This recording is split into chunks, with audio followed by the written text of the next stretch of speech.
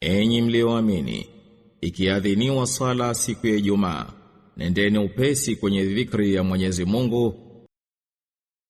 Kama kawaida, huwezi fika kwa mtu bila kupata idhini na kupata ukaribisho kutoka kwa mwenye sehemu, na alhamdulillah tuko naye Al-Ustadh Faisal hapa, huyu na Al-Ustadh Qasim. Ndio ukisikia Faisal na Qasim basi unajua umefika Githurai.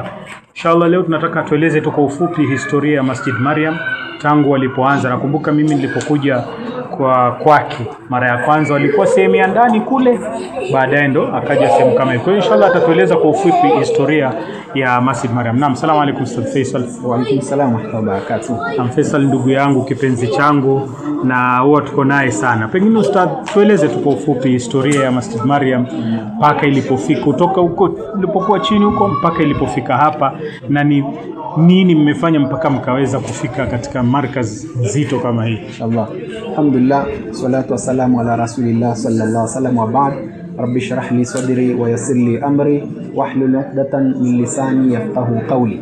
Mwanzo tumshukuru Mwenyezi Mungu Azza wa Jalla kwa kutuwezesha siku ya leo, siku tukufu ya Ijumaa, kwa kwamba pia ametupatia nafasi nyingine kama bado tunapumua, mmoja katika neema, hatuna budi ya kusema alhamdulillah.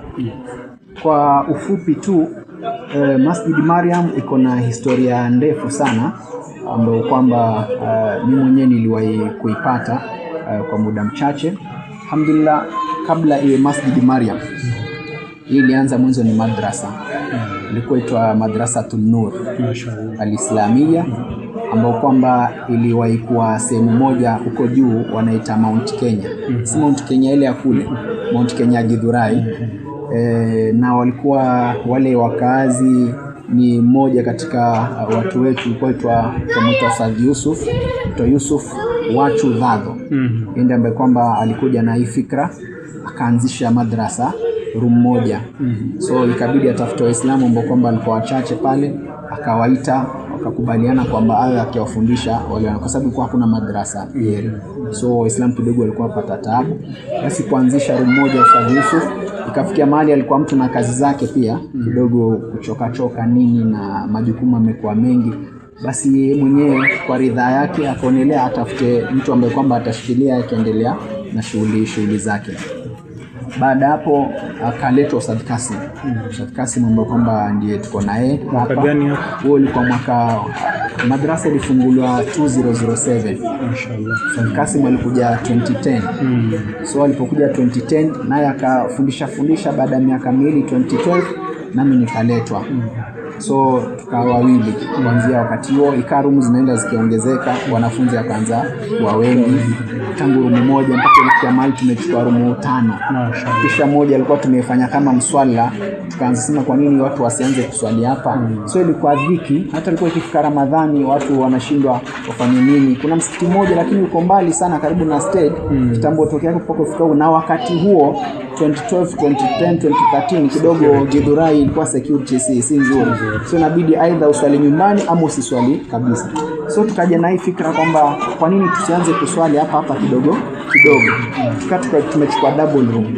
Wanaume anaswali mbele, wanawake anaswali nyuma. Tukaanza Ramadhani hivyo kidogo tukaanza tarawih na room mbili, wengine wakawa naswali kwa corridor pale nje, ikawa tu wakaanza kwa wengi. Tulimfuata bwana mmoja, Mwenyezi Mungu amrahamu, maarufu sana, ndugu yetu kipenzi wa wengi, anaitwa Badi Musi.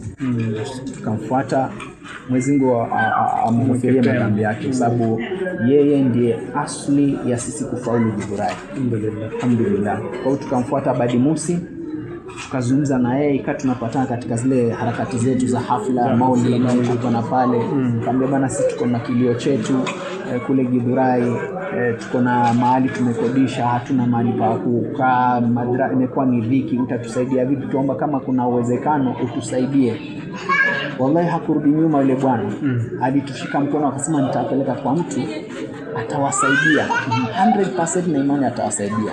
Alhamdulillah, Badi Musi tukapanga appointment na yeye, tukakutana siku, akatupeleka industrial area. Kuna kampuni moja pale inaitwa Pembe Flames.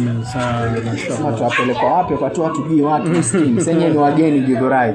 Hatujui watu maskini. Basi hiyo ilikuwa 2015, naikumbuka hadi leo. Tukaenda pale akaambia kuna bwana mmoja aitwa Salim Abubakar Bajabi. Huyo atawasaidia. Basi tukaingia akatu introduce kwa ile bwana, kisha baada ya introduction nakumbuka alikuwa mtu mcheshi sana Badi Musa. Baada ya introduction yake akahepa, akatuacha. Ambia mbona watoka sasa, jipangeni. Mimi nishawapea siwalishi tena. Kabisa sasa kwa mbele mtaendelea wenyewe. Sasa kaanza kufikiria tutaanzaje. Lakini alhamdulillah kwa taufiki ya Mwenyezi Mungu ni tukajaribu kuzungumza yule mzee, tukamuelezea ile historia kuanzia mwanzo hadi mwisho. So Badi Musa akaja akatupatia report, anambia sema mzee msubiri. Tukakaa kama mwaka. Nafsi kaa bado inanira, sema yule bwana ndiye huyo tu ndo atakusaidia. Huyo hakuna mtu mwingine. So tukarudi tena. Roho ikakusuta ukaamua urudi tena. Tukarudi na tukazungumza na mzee wetu akatupatia assignment. Assignment akasema madrasa imekuwa registered. Hapana. Nendeni fanya registration. Sisi hatukuchoka, tukafanya registration, tukaenda kwa serikali, mambo ya CBO nini. Alhamdulillah tukapata certificate. So tukana ile nguvu tukamwekea juu ya meza yake akasema alhamdulillah. So baada ya kupata ile akasema sasa nendeni inshallah tufuatilia. Baada ya muda 2018 kana fuatilia 2017 kiulizia umefikia wapi, kisha baadaye mzee wetu akaweza kutununulia shamba hii ambayo kwamba tunaiona hii ni shamba ukubwa wake ni 100 by 100 sema around quarter acre hivi. Alhamdulillah tulitafuta kwa udi na uvumba. Sisi hatukufa moyo. Unajua wenyewe wanasema usingoje kufanyiwa kikubwa ndio uanze harakati. Kile ulichonacho anza nacho. So sisi tukasema hata kama kwa hali yetu life tutaanza nayo. Wakati tunaswali Ramadhani kila harakati zote alhamdulillah. Ilipofika 2023 mzee wetu Mwenyezi Mungu amjaze kila la heri, Mwenyezi Mungu ampatie umri mrefu na afya. 2023 akanipigia simu, ndio sadhi inshallah nitakuwajengea msikiti wa kifahari. Wallahi nilijisi kama naingia peponi hiyo siku. Kiasema inshallah. So tukakaa 2023 mwezi wa 6 hivi msikiti ukaanza. So msikiti ulijengwa 2023 ukamalizika 2024. 1 year. Hata haikujengwa kwa 1 year kwa sababu kuanzia mwezi wa 6 mpaka kufikia Januari. Kisha tukaufungua Februari 2024 tarehe 11 ilikuwa siku Jumapili. Alhamdulillah nilibora umati ulikuwa hapa. Ikra ilikuwa, Al-Huda ilikuwa, mufti wetu na ndio kwamba ndiye alifungua msikiti Said Ahmad Badawi na wengineo, Chief Kadhi Mwenyezi Mungu amrahamu, Sheikh Abdul Halim pia alikuwa miongoni mwa wageni wa heshima na mashekhe mbalimbali kutoka Mombasa, kila pembe ya dunia. Kisha nukta muhimu, tangu ujengwe huu msikiti Githurai imechange. Wallahi Githurai imebadilika mpaka ikabidi nilete jina la utani. Baada ya Githurai nikaita mji wa Rai. Mashaallah. Sababu watu wake wanapenda Rai, wanapenda watu. Ndio leo mpaka sasa tuko hapa alhamdulillah, watu wanafurika msikitini. Wale ambao kwamba walikuwa na mambo mengine ya kando wamebadilika kwa sababu ya msikiti. Hapa chini kuna railway, pale kuna bridge. Ilikuwa ikifika saa 12 upite unanyonga.